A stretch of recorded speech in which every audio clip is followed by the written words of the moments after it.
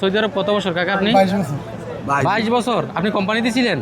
না, ফ্রি ভিসায় ছিলেন। আপনার আকামাত ছিল? আকামাস। কত মাসের আকামাত ছিল? এখন 4 মাসের আকামাস।